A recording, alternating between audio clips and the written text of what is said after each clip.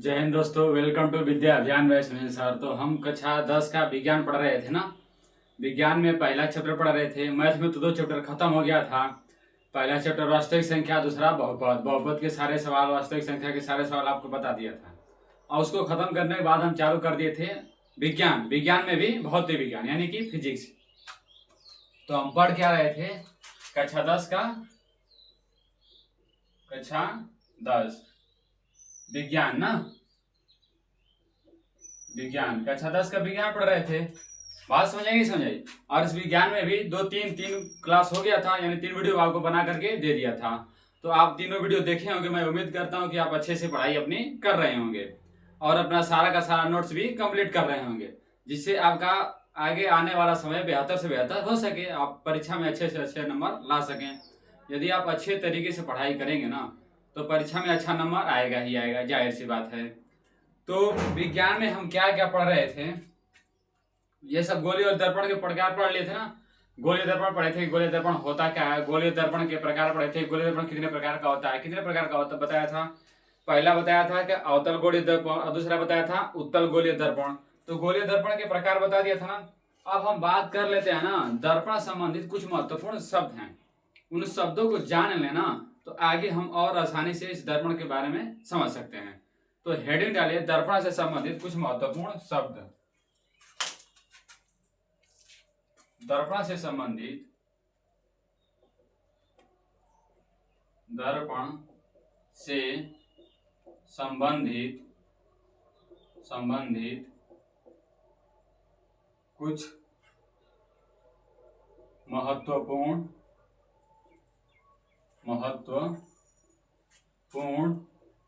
शब्द। तो हमको जानना है दर्पण से संबंधित कुछ महत्वपूर्ण शब्द। अब क्या क्या शब्द होता है इसके बारे में बात कर लेते हैं। जैसे एक शब्द आता है ध्रुव, जिसे इंग्लिश में कहते हैं पोल।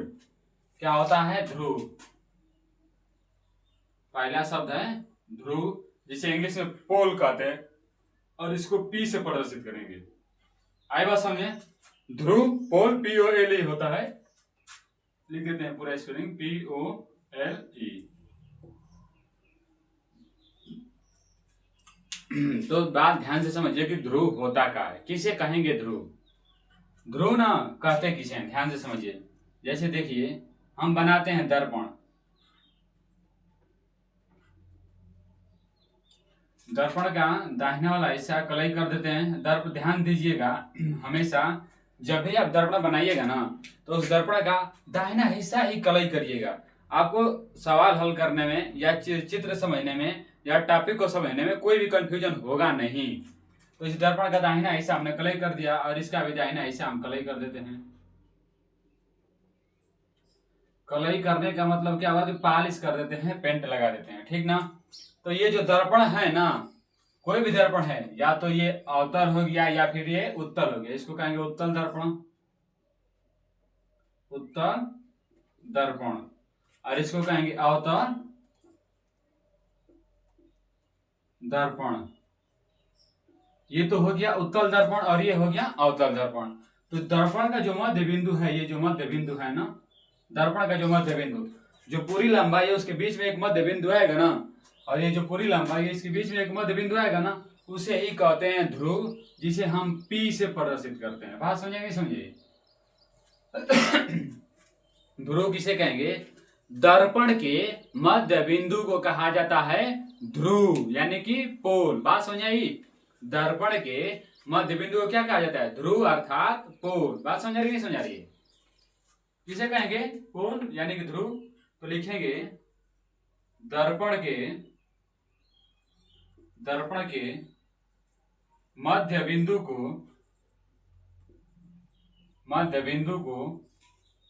कोई भी दर्पण हो, चाहे उत्तल दर्पण हो या अवतल दर्पण हो, कोई भी गोलीय दर्पण हो, तो दर्पण के मध्य बिंदु को ध्रुव कहते हैं,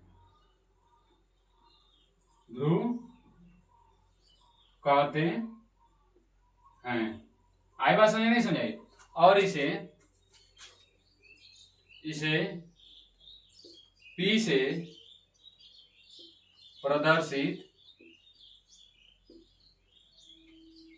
से प्रदर्शित करते हैं। बात समझ रही नहीं समझ रही है? कोई भी दर्पण होगा ना तो उसका कोई ना कोई मध्य बिंदु होगा, तो जो मध्य बिंदु होगा ना उसे ही हम कहते हैं ध्रुव, और इसको प्रदर्शित करते हैं P से। ध्यान रखिएगा, जब भी मैं कहूंगा ना कि दर्पण का ध्रुव है यानी कि वह P है, जब कहीं मैं लिख दूं P तो समझिएगा ना कि वह दर्पण का ध्रुव है। यहां तक बात समझेगी समझाइए। जहां भी P लिखा जाए वहां पर आपको तुरंत ये समझ लेना है ना कि ये है दर्पण का मध्य बिंदु यानी कि ध्रुव। बात समझेगी समझाइए। तो फिर इसके आगे चलते हैं, इसका अगला टॉपिक है वक्रता केंद्र की बात कर लेते हैं। क्या होता है वक्रता केंद्र? वक्रता केंद्र, वक्रता केंद्र किसे कहेंगे? इसको कहते हैं इंग्लिश में सेंटर ऑफ कर्वेचर, यानी इसको सी से प्रदर्शित करेंगे। बात समझाइए। अब हम किसे कहेंगे वक्रता केंद्र? बात ध्यान से समझिएगा हमारी, किसे कहेंगे तो वक्रता केंद्र है जो गोलीय दर्पण बना है ना, गोलीय दर्पण। तो गोलीय दर्पण बना कैसे है? किसी न किसी खोखले गोले से बना है, कोई ना कोई खोखला गोला से ही बना है ना। ऐसे मान लेते हैं कोई खोखला गोला से ही बना होगा, यहीं से ना ऐसे हम काट करके छोटा सा गोलीय दर्पण बना लिए हैं। तो जिस खोखले गोले का बना है ना, उस खोखले गोले का जो ध्रुव होगा, और जो खोखले गोले का ध्रुव है, पूरे खोखले गोले का ध्रुव है, वही तो इस छोटे से भाग का भी ध्रुव होगा ना।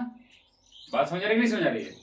हाँ, जो पूरे खोखले गोले का ध्रुव है वही तो इस छोटे से भाग का भी ध्रुव होगा। या तो इधर से काटिए या फिर ऐसे इधर से काटिए, तो इस छोटे से खोखले भाग का वही ध्रुव, सॉरी वही तो एक केंद्र होगा ना। वक्रता केंद्र किसे कहेंगे? कोई भी खोखला गोला है ना, उस खोखले गोले का जो ये केंद्र है, जो केंद्र है, तो पूरे गोले का केंद्र है, तो ये छोटे से भाग का भी तो केंद्र वही होगा। बात समझ में आ रही कि नहीं समझ आ रही है? और जो पूरा खोखला है, गोला है, इस पूरे खोखले गोले का ये जो केंद्र है, तो इस छोटे छोटे भागों का भी तो वही केंद्र होगा।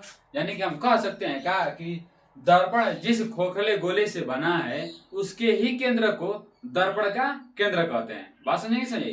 यानी कि दर्पण जिस खोखले गोले से बना है उस खोखले गोले के केंद्र को दर्पण का केंद्र कहते हैं। बात समझ आई? तो लिख लीजिए इसको।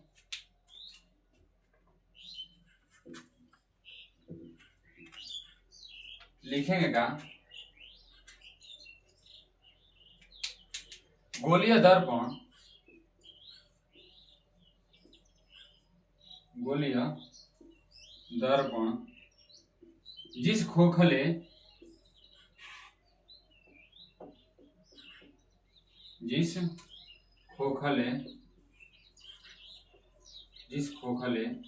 गोले का भाग है, जिस खोखले गोले का भाग है, गोलीय दर्पण जिस खोखले गोले का भाग है उसके ही केंद्र को, उसके ही केंद्र को दर्पण का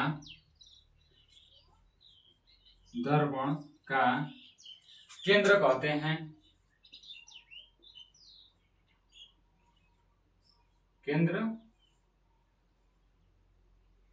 कहते हैं। आई बात समझे? और इसे सी से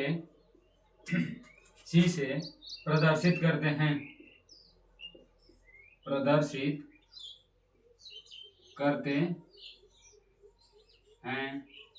आई बात समझे? यानी कि जो खोखले गोले से बना है दर्पण, जिस खोखले गोले का भाग है, जिस खोखले गोले से बना है उसके ही केंद्र को हम क्या कहेंगे? दर्पण का केंद्र। आगे बात समझ नहीं समझी?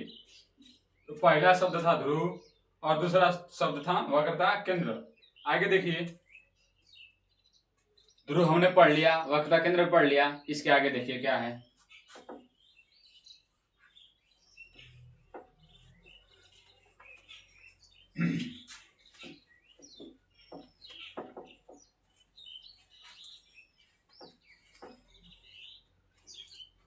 अगला टॉपिक है इसी में का मुख्य अक्ष, जिसको कहते हैं प्रधान अक्ष भी कहते हैं।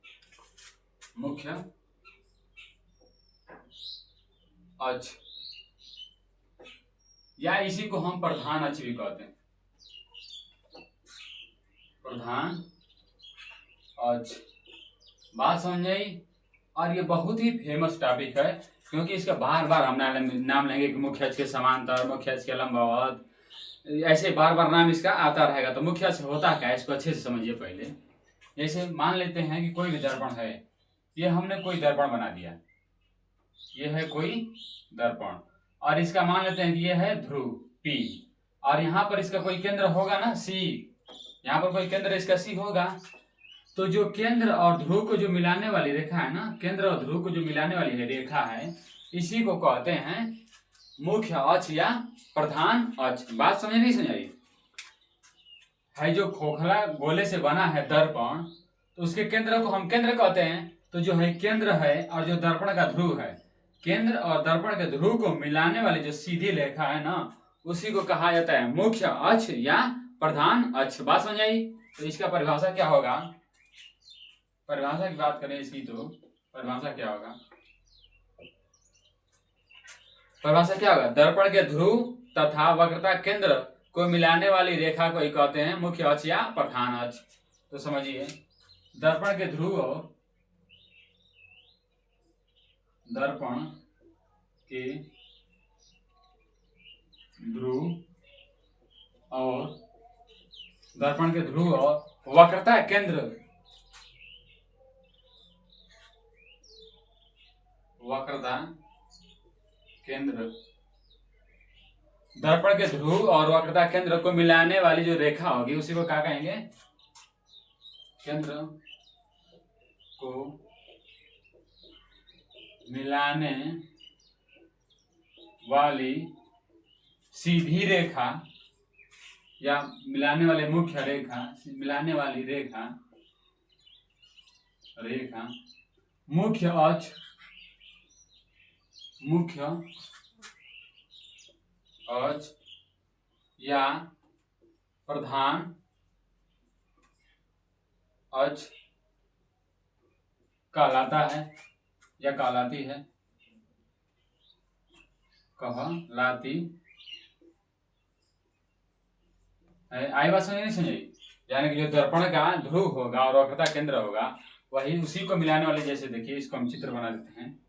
ऐसे ये हो गया दर्पण, ये दर्पण हो गया ना, और दर्पण का ये हो गया ध्रुव, और यहाँ पर मान लेते हैं कि केंद्र है, ये C केंद्र है। तो इसको जो मिलाने वाली रेखा है यही हो जाएगी मुख्य अक्ष। इसी को कहेंगे मुख्य अक्ष। क्या कहेंगे इसको, मुख्य अक्ष। आई बात समझे। इसको कहेंगे मुख्य अक्ष या प्रधान अक्ष। यहाँ तक बात समझ आई। तो अगले टॉपिक पे चलते हैं।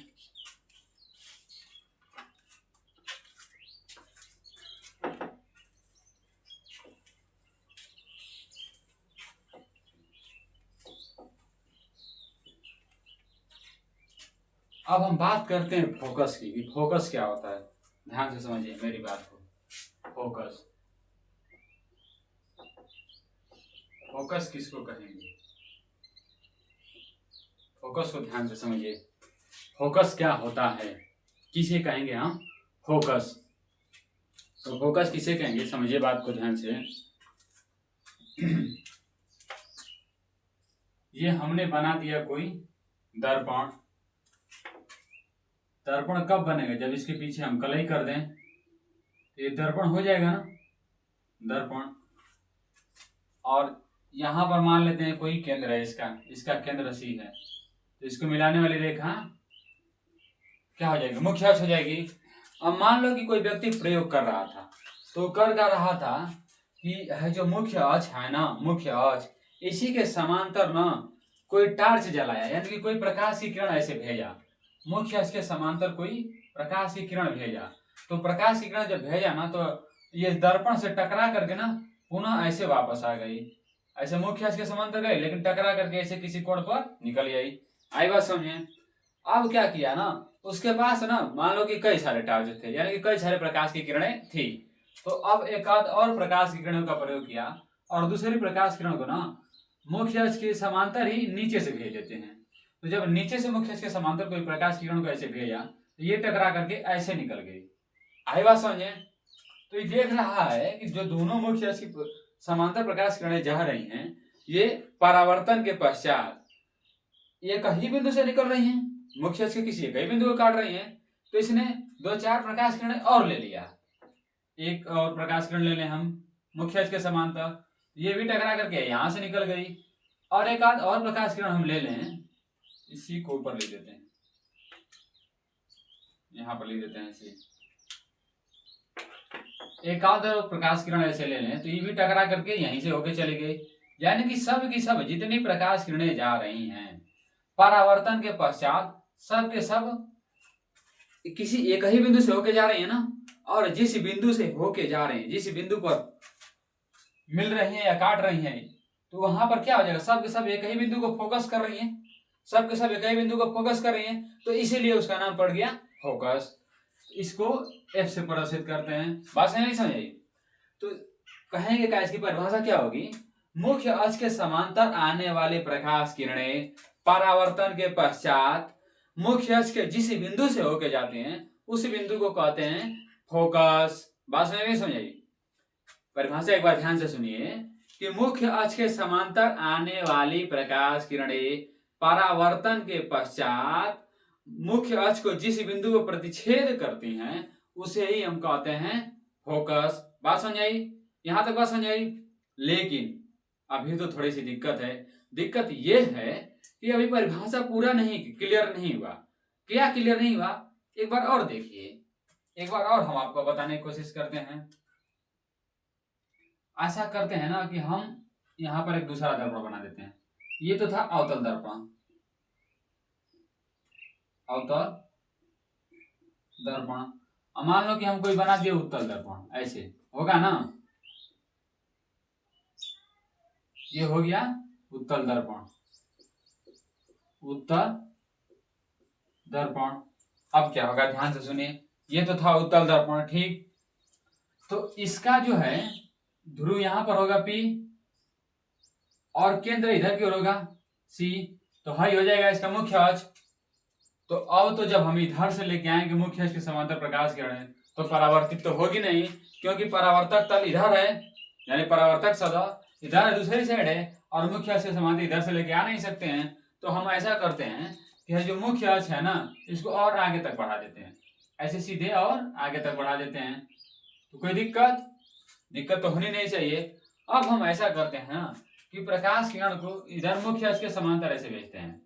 तो जब प्रकाश किरण को ऐसे मुख्य अक्ष के समांतर भेजेंगे तो होगा क्या, ध्यान से देखिए। अब यहां से परावर्तित होकर के ऐसे ऊपर की तरफ चली जाएगी, होगी ना। और दूसरी कोई प्रकाश किरण यदि हम भेजें ऐसे मुख्य अक्ष के समांतर तो ये भी परावर्तित होकर इधर चली जाएगी। मुख्य अक्ष के समांतर भेजा, ये परावर्तित होकर ऊपर चली गई। इसको मुख्य अक्ष के समांतर भेजा, ये परावर्तित होकर नीचे चली आई। बात समझ आ रही है नहीं समझ आ रही है? तो एक प्रकाश किरण ऊपर चली गई, एक प्रकाश किरण नीचे चली आई। लेकिन मान लो कि यहाँ पर कोई व्यक्ति है, यहाँ पर कोई व्यक्ति है और वो देख रहा है, इस प्रकाश आने वाली प्रकाश किरण को देख रहा है, तो उसे क्या लगेगा, उसे यही लगेगा ना कि ये जो प्रकाश किरण है ये सीधी कहीं इधर से आ रही है, ऐसे यहाँ से कहीं आ रही है, यही महसूस होगा ना। जब भी आप देखोगे ऐसे खड़ा होकर के तो क्या लगेगा कि ये प्रकाश किरण यहाँ से निकल के आ रही है। और ठीक ऐसे ही जब इस प्रकार प्रकाश की किरण को देखेंगे तो ये भी क्या लगेगा कि यहीं से कहीं से आ रही है, किसी यही बिंदु से आ रही है। तो अब देखिए परिभाषा क्या होगा, यहाँ पर तो जिस बिंदु को परिच्छेद कर रही थी लेकिन यहाँ पर तो परिच्छेद नहीं कर रही है, तो यहाँ पर कहेंगे कि जिस बिंदु से आती हुई प्रतीत हो रही है, यानी कि जिस बिंदु से आती हुई प्रतीत हो रही है उसी को क्या कहेंगे, फोकस। तो अब दोनों मिला जुला के परिभाषा लिखें तो क्या लिखेंगे कि मुख्य अक्ष के समांतर आने वाली प्रकाश किरणें मुख्य अक्ष को जिस बिंदु पर प्रतिच्छेद करती हैं, या देखिए बात ध्यान से सुनिए, किसको कहेंगे हम, फोकस। दोनों को जब मिला देंगे तो मुख्य अक्ष के समांतर आने वाले प्रकाश किरणें परावर्तन के पश्चात मुख्य अक्ष को जिस बिंदु को प्रतिच्छेद करती हैं या परावर्तन के पश्चात जिस बिंदु से आते ही प्रतीत हो रही हैं, जिस बिंदु से आते ही प्रतीत हो रही हैं उसी बिंदु को हम कहेंगे फोकस। बात समझेगी समझाई? तो इसको प्रदर्शित करते हैं जब से ना, तो देखिए परिभाषा क्या होगी कि मुख्य अक्ष के समांतर आने वाली प्रकाश किरणें, परिभाषा यहां पर लिख देता हूं, मुख्य अक्ष के समांतर आने वाली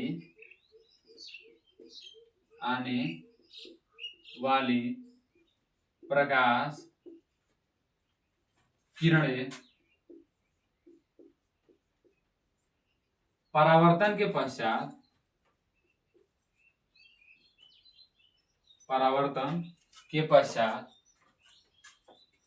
मुख्य अक्ष के समांतर आने वाली प्रकाश किरणें परावर्तन के पश्चात मुख्य अक्ष को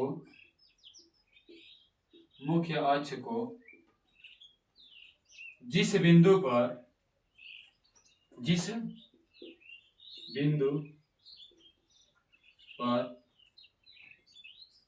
प्रतिच्छेद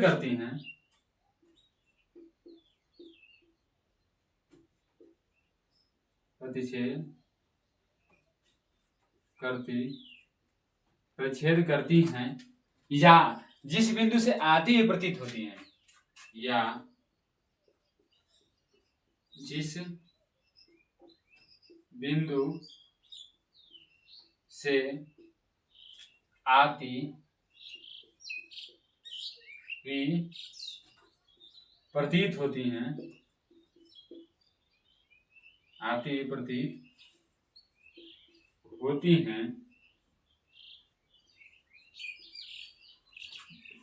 उसे ही क्या कहेंगे? फोकस। उसे ही फोकस कहते हैं।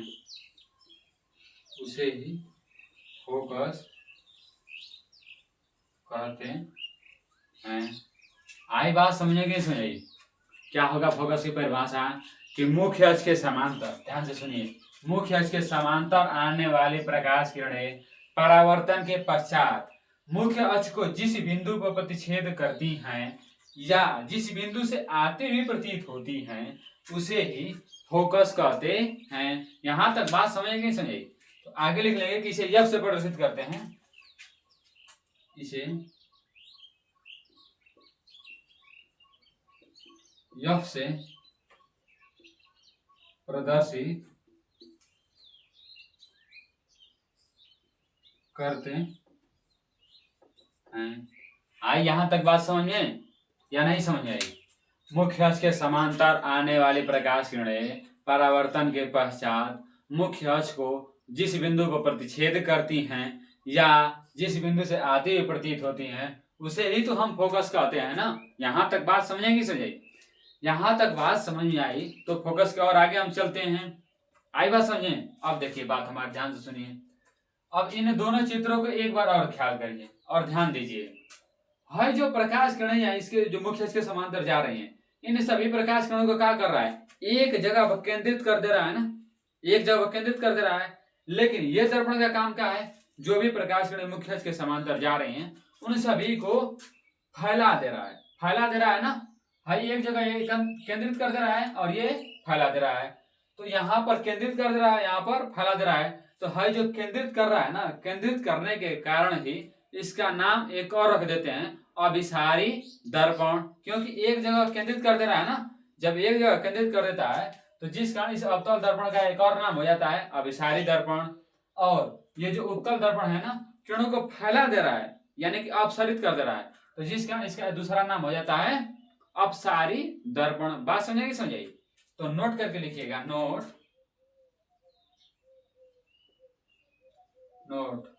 नोट में क्या लिखेंगे कि अवतल दर्पण को क्या कहते हैं? अवतल दर्पण को क्या कहेंगे? अभिसारी दर्पण। जबकि उत्तल दर्पण को क्या कहेंगे? अपसारी दर्पण। ध्यान दीजिएगा, दोनों में बड़ी अंतर है। अवतल दर्पण को ही कहेंगे अभिसारी दर्पण। क्यों अभिसारी दर्पण कह रहे हैं? क्योंकि ये मुख्य अक्ष के समांतर जितने प्रकाश किरणें आ रहे हैं ना, सबको एक जगह पर केंद्रित कर दे रहा है ना, सबको एक जगह पर इकट्ठा कर दे रहा है। ध्यान से देखिए तो सबको एक जगह पर एकत्रित कर दिया, जिस कारण इसका नाम पड़ गया है अभिसारी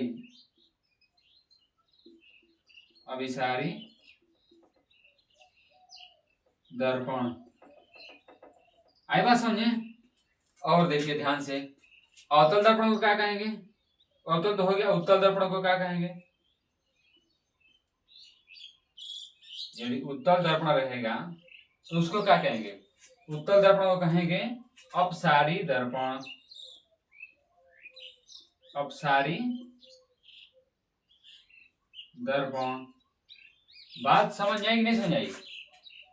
अवतल दर्पण का दूसरा नाम होता है अभिसारी दर्पण और उत्तल दर्पण का दूसरा नाम होता है अपसारी दर्पण। यहां तक बात समझ आई? अब आप हमें ये बताइए कि इससे पहले मैं आपको समझा चुका था समतल दर्पण। तो समतल, ये अवतल दर्पण का तो मुख्य फोकस मिल गया और उत्तल दर्पण का भी फोकस मिल गया। लेकिन यदि कोई समतल दर्पण होगा तो उसका फोकस क्या होगा? कोई समतल दर्पण है तो उसका फोकस क्या हो सकता है? बताइए। समतल दर्पण यदि रहेगा तो उसके फोकस को क्या कहेंगे? ये नोट का पहला पॉइंट है, ये दूसरा पॉइंट है और नोट का तीसरा पॉइंट। यदि समतल दर्पण का कोई फोकस पूछे ना तो समतल दर्पण का फोकस होता ही नहीं है, क्योंकि वह प्लेन है ना, वह प्लेन है, ना ही किरणों को एक जगह एकत्रित कर रहा है और ना ही फैला रहा है। बात समझे नहीं समझे? उस सभी किरणों को क्या कर रहा है? जैसे ही आ रहे हैं वैसे ही परावर्तित कर दे रहा है, एक जैसे परावर्तित कर दे रहा है। तो समतल दर्पण के फोकस कहां पर होगी? अनंत पर। समतल दर्पण का फोकस हम नहीं ज्ञात कर सकते हैं, तो इसको कह देते हैं कि समतल दर्पण का फोकस अनंत होता है। बात समझ आई? तो नोट में लिखिए कि समतल दर्पण का फोकस, समतल दर्पण का फोकस अनंत पर होता है। अनंत पर होता है। आएगा समझे? जब भी आपसे कोई समतल दर्पण कहेगा ना तो समतल दर्पण का फोकस क्या बताएंगे? अनंत। समतल दर्पण का फोकस अनंत बताएंगे ना। और लेकिन अवतल दर्पण को बारे में पूछे तो फोकस हम ज्ञात कर सकते हैं, उत्तल दर्पण पूछे तो फोकस ज्ञात कर सकते हैं। और अवतल दर्पण का कोई दूसरा नाम पूछेगा तो अभिसारी दर्पण, और उत्तल दर्पण का कोई दूसरा नाम पूछेगा तो अपसारी दर्पण। बात समझ आई कि नहीं समझ आई? यहां तक बात समझ आई? तो इसके आगे चलते हैं।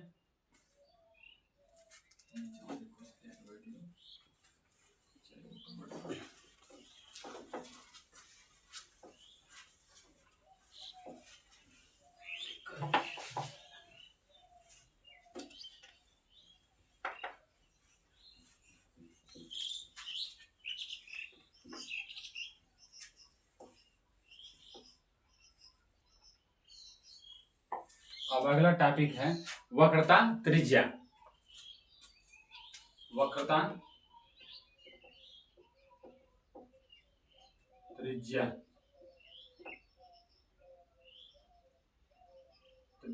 वक्रता त्रिज्या,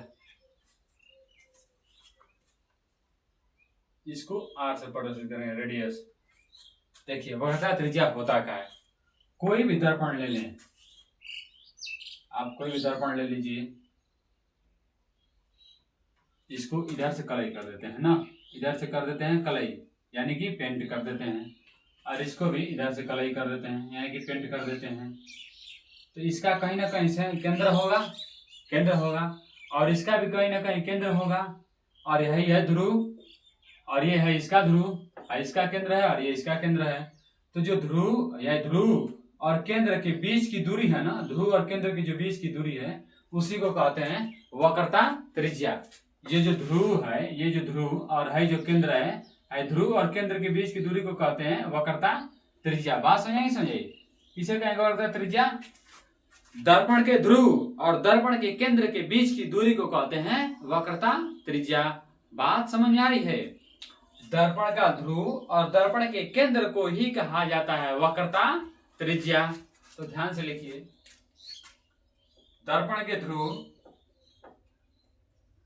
दर्पण के ध्रुव और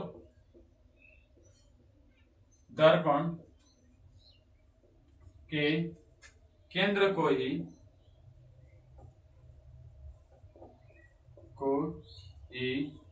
वक्रता त्रिज्या कहते हैं। वक्रता त्रिज्या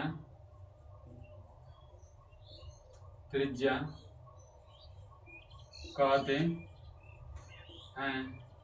और इसे आर से प्रदर्शित करते हैं। इसको ना आर से प्रदर्शित करते हैं। इसे कैपिटल आर से प्रदर्शित करते हैं।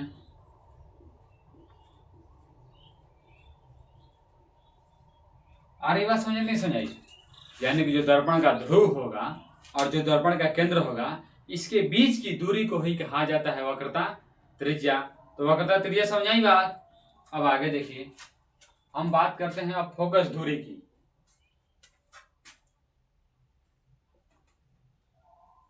फोकस दूरी किसे कहेंगे? फोकस दूरी इंग्लिश में कहते हैं फोकल लेंथ, और इसे स्मॉल एफ से प्रदर्शित करते हैं। ध्यान से सुनिए, कोई भी दर्पण है ना, कोई भी दर्पण ले लीजिए आप, कोई भी दर्पण जो आपका इच्छा करे वो दर्पण ले लीजिए। कोई भी ये दर्पण है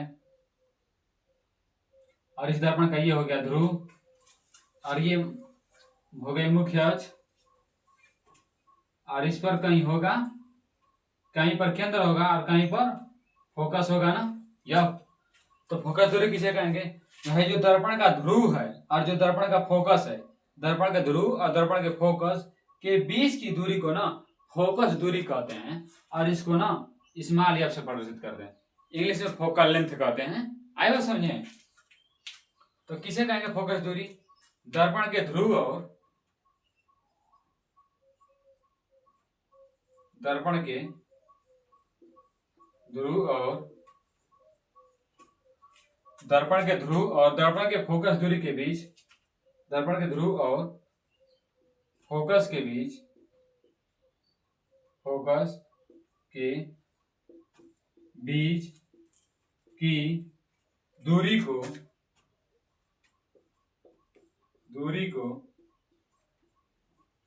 फोकस दूरी कहते हैं। फोकस दूरी कहते हैं और इसे स्मॉल एफ से प्रदर्शित करते हैं। आई बात समझ नहीं समझाई? यानी कि जो दर्पण का ध्रुव होगा और जो दर्पण की फोकस है, इसी के बीच की दूरी को कहते हैं फोकस दूरी। और इसको कैसे प्रदर्शित करेंगे? स्मॉल एफ से। यहां तक बात समझ आई? तो आगे देखिए,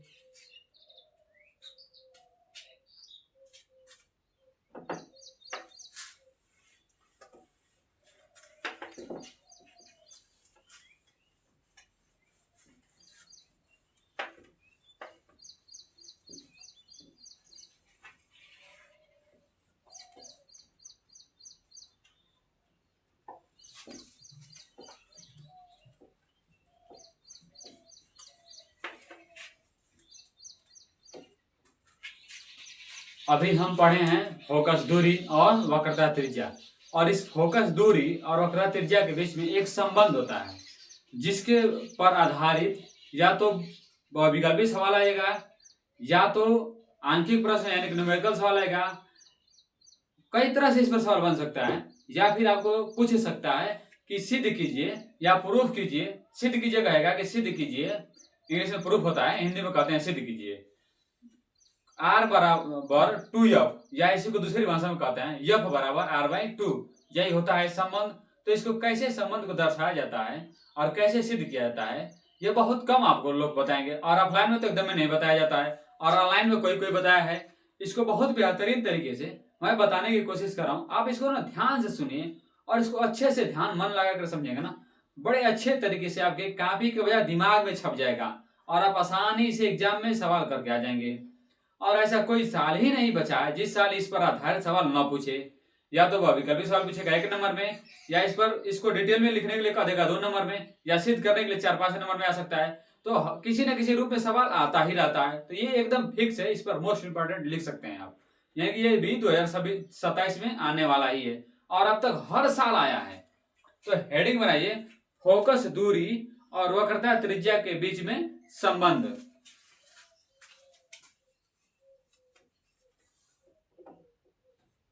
फोकस दूरी और वक्रता त्रिज्या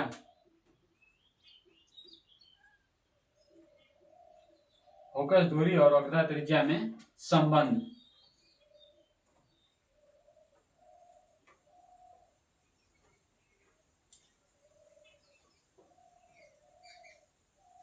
संबंध क्या होता है? फोकस दूरी और वक्रता त्रिज्या में संबंध। इसकी बात कर लेते हैं, ध्यान से बात हमारी सुनिएगा, एक एक करके समझते चलिए। हम सबसे पहले कोई बना लेते हैं दर्पण।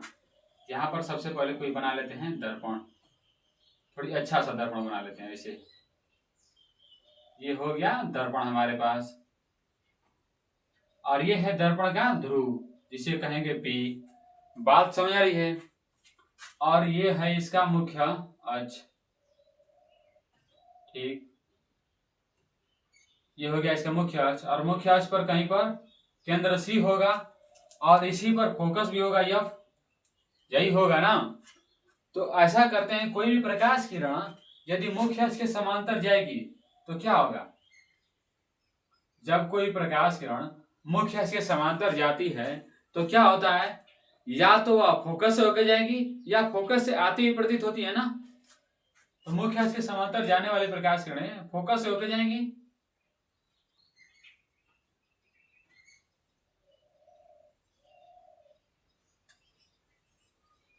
ये हो गया इसका फोकस। आ रही बात समझे? जहां तक बात समझ आ रही है? ये था कोई प्रकाश किरण परावर्तित होकर के फोकस से होके चली गई। तो हमें सिद्ध करना है ना, फोकस दूरी और वक्रता त्रिज्या में संबंध क्या होता है, इसको ज्ञात करना है। तो इसमें हम ना कुछ रचना कर लेते हैं, रचना कर लेते हैं। रचना करना क्या है? रचना कर लेते हैं, रचना कर लेते हैं। रचना क्या करते हैं? रचना ये करते हैं ना कि है जो केंद्र है, केंद्र है, इसको मान लेते हैं ना कि ए बी रेखा है, ए बी। तो है जो केंद्र है ना, इस केंद्र को ना हम बी से मिला देते हैं, केंद्र को बी से मिला देते हैं। अब क्यों मिलाते हैं इसकी भी बात कर लेते हैं, पहले मिला लेते हैं। तो रचना में लिखते हैं ना कि दर्पण के केंद्र सी को बी से मिलाने पर दर्पण के केंद्र सी को बी से मिलाया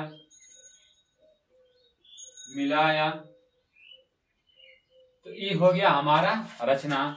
अब क्यों मिलाया, हमारी बात ध्यान से सुनिए। कैसे मिलाएंगे इसको ना, हम ऐसे dot dot dot dot line से दर्शा देते हैं, ऐसे dot dot dot dot line से दर्शा देते हैं, और इसको हमने मिला दिया दर्पण के केंद्र को।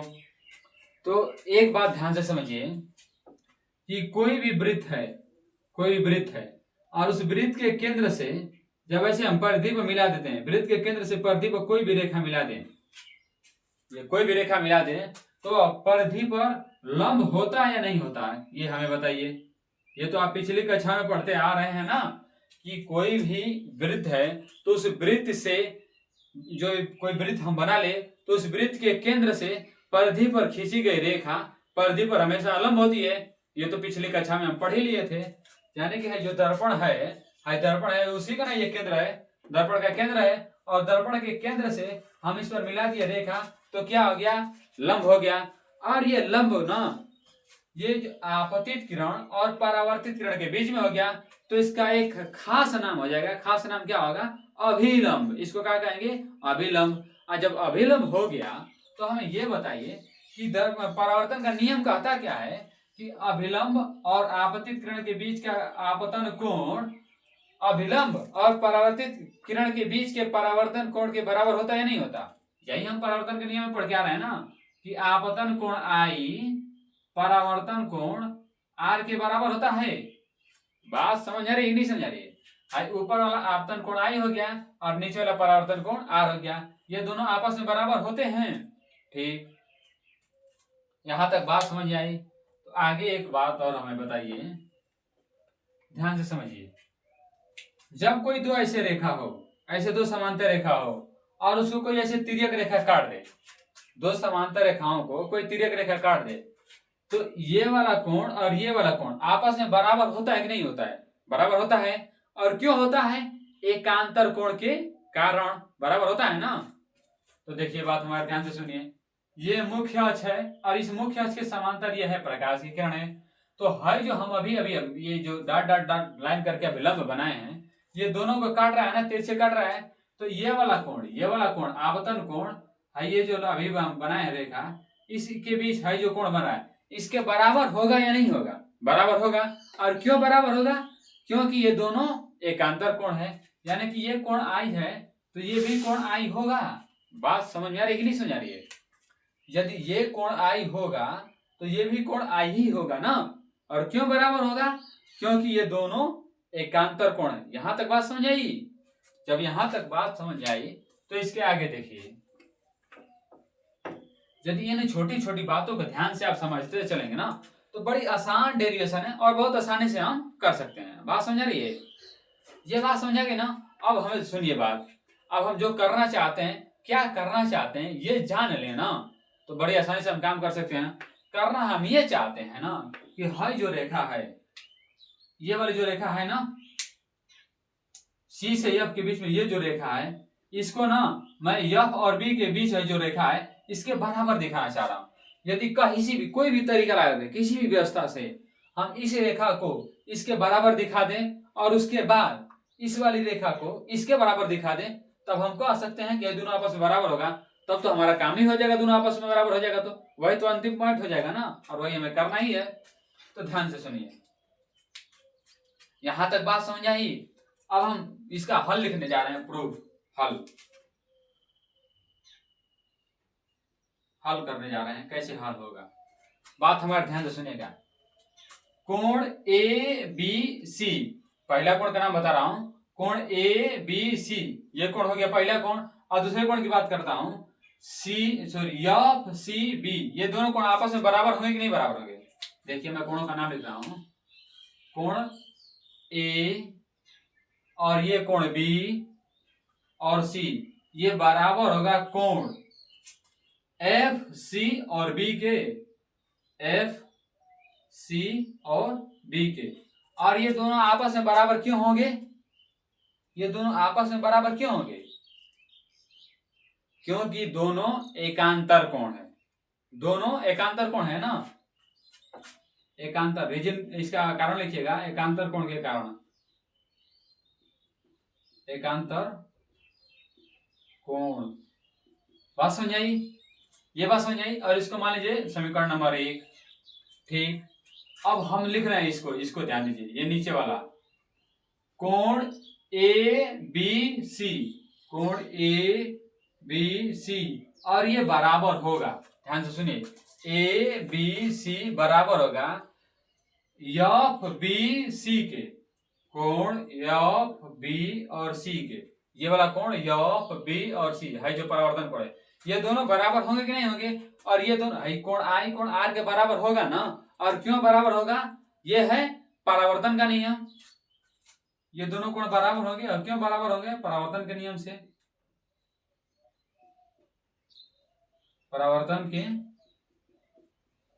नियम से।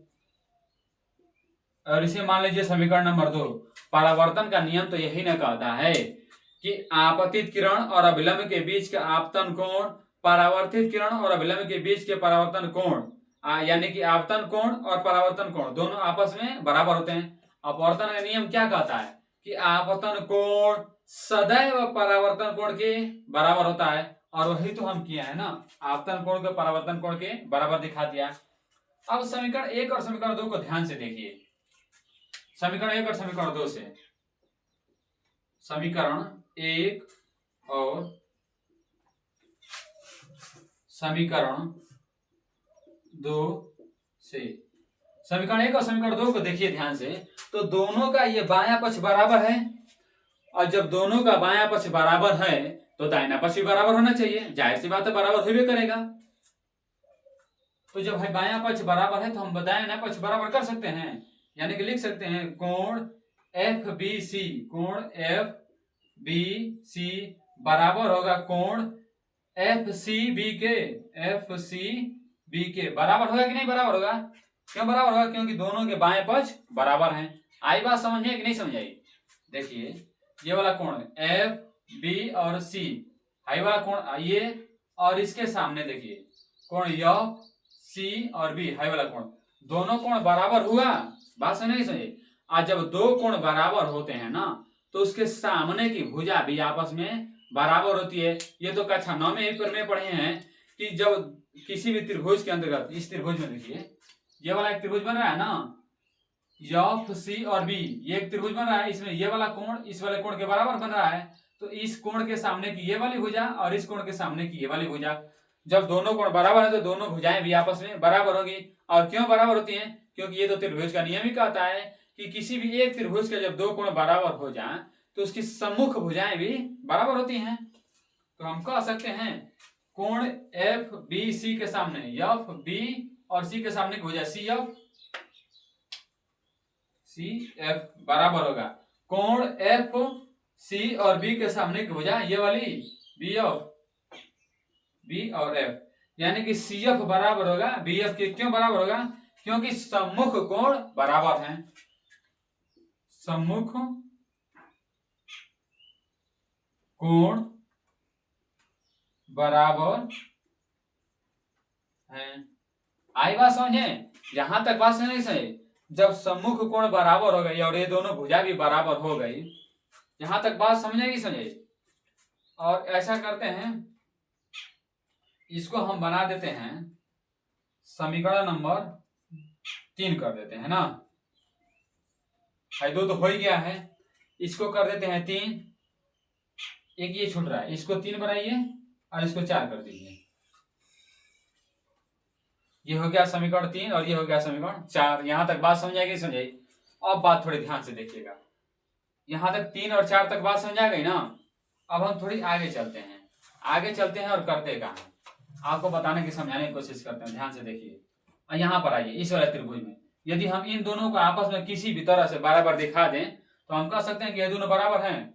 तो ध्यान से सुनिए, ये है एफ और पी, ये एफ है और इसके सामने पी है ना, यानी कि यही कोई भुजा थी। देखिए ध्यान से,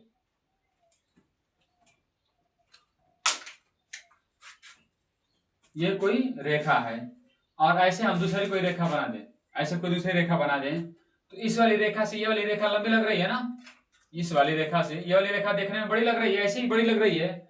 और यदि हम इसको थोड़ी नीचे बनाएं, ऐसे थोड़ी सी नीचे बनाएं तो इसकी अपेक्षा ये थोड़ी सी छोटी हो गई, इसकी अपेक्षा ये वाली थोड़ी छोटी हो गई ना, और इसको और हम थोड़ी करीब लेके आ जाए तो और थोड़ी छोटी हो गई, और इसको हम थोड़ी और पास लेके आ जाते हैं, इसको थोड़ी और पास लेके आ जाते हैं, और थोड़ी छोटी हो गई, और जब इसको हम एकदम करीब लेके आ जाएं तो लगभग इसके बराबर होगी कि नहीं होगी? लगभग दोनों रेखाएं समान हो जाएगी जब हम उसके बराबर लेके आ जाएं।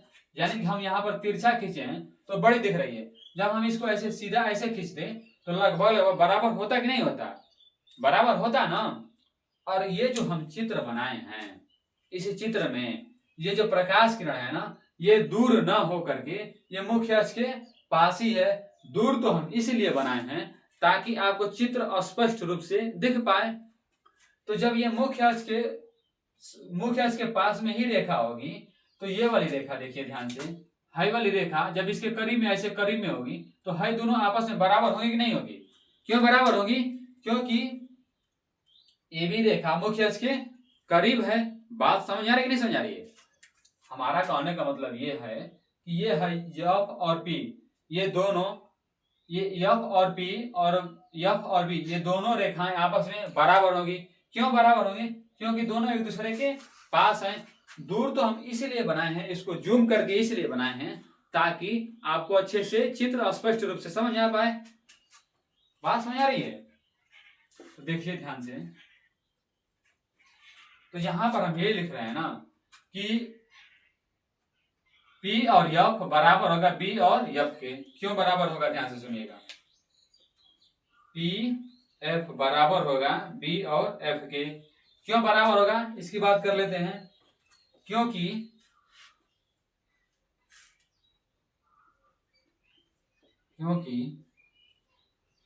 आपतित किरण मुख्य अक्ष के बहुत करीब है।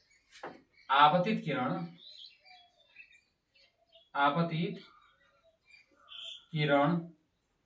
मुख्य अक्ष के करीब, यानी पास लिख देते हैं, पास है, पास है। आई बात समझे। और इसको मान लेते हैं समीकरण नंबर 5 ना। अब ध्यान से देखिए, समीकरण 5 और 4 को दोनों को देखिए, ये हो गया समीकरण 5 और ये हो गया समीकरण 4। इन दोनों को ध्यान से थोड़ी देखेंगे तो क्या मिलेगा भाई, दोनों का दाहिना पक्ष बराबर है, यानी कि बायां पक्ष भी बराबर होना चाहिए। तो यहां पर लिखते हैं समीकरण 4 और समीकरण 5 से ये दोनों का दाहिना पक्ष बराबर है ना, तो बायां पक्ष भी बराबर होना चाहिए, यानी कि सी एफ बराबर होना चाहिए, पी एफ के बराबर होना चाहिए कि नहीं होना चाहिए। पी और एफ बराबर होगा ना। यहां तक बात समझ आ गई। अब आगे देखिए, जब यहां तक बात समझ आ गई तो हम यहां से और यहां तक सी और पी के बीच की दूरी ज्ञात करना चाहें। यदि सी और पी के बीच की दूरी ज्ञात करना चाहें तो सी और पी की दूरी को क्या लिख सकते हैं, हम इसको लिख सकते हैं सी और एफ प्लस में पी और एफ, इन दोनों रेखाओं को जोड़ दें तो ये पूरे के बराबर मिल जाएगा, यानी कि सी एफ ना होगा, सी एफ प्लस में पी एफ, पी और एफ, इन दोनों को यदि हम जोड़ दें तो ये बराबर हो जाएगा सीपी के, बराबर होगा ना। यही ना दोनों दो खंड है, तो इन दोनों खंडों को जोड़ेंगे तो ये पूरी रेखा मिल जाएगी। बात समझेंगे समझाइए। अब इसको आगे देखिए, इसको थोड़ी अच्छे से लिखते हैं। देखिए सीपी है ना,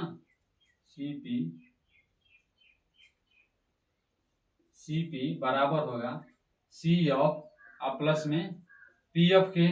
यहां तक बात समझ आई। अब देखिए सीपी बराबर हम क्या लिख सकते हैं, सी एफ की जगह पर, यहाँ पर देखिए सी एफ की जगह हम पी एफ लिख सकते हैं, क्योंकि दोनों भुजाएं बराबर हैं। तो सी एफ की जगह लिख देते हैं पी एफ प्लस में पी एफ, हो गया। अब देखिए तो सीपी बराबर क्या हो जाएगा, इसको जोड़ देंगे तो 2pf होगा ना, 2pf होगा।